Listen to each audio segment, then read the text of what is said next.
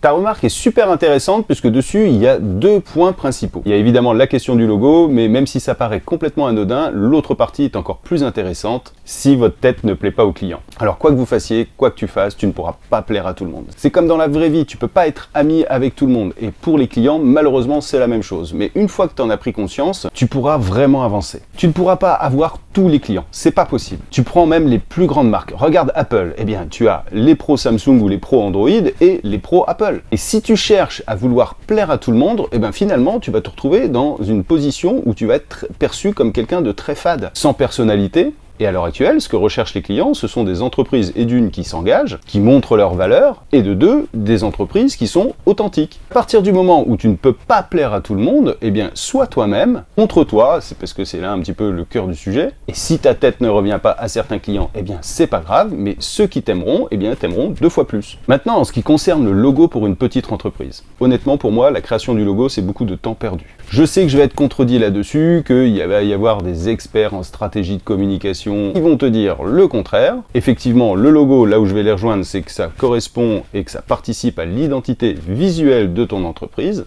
Mais il ne faut pas croire que les clients viendront chez toi pour ton logo. Donc, il ne faut pas mettre, à mon avis, beaucoup d'énergie dans la création de son logo. Souvent, on y met beaucoup d'émotions, et c'est même le premier truc qu'on a tendance à faire, se créer un logo, et regarde, moi par exemple, j'ai même pas de logo. Et ça ne m'empêche pas de vendre. C'est pas ton logo qui va attirer des clients, c'est pas ton logo qui va faire des ventes, c'est toi. En fait, le logo devient quelque chose, une identité qui est reconnaissable par rapport à un produit qui a déjà une certaine qualité.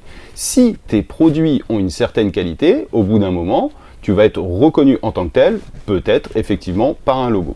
On va prendre 2 exemples. On va prendre dans ta ville le meilleur pâtissier. C'est pas son logo qui fait que les gâteaux sont bons, c'est lui.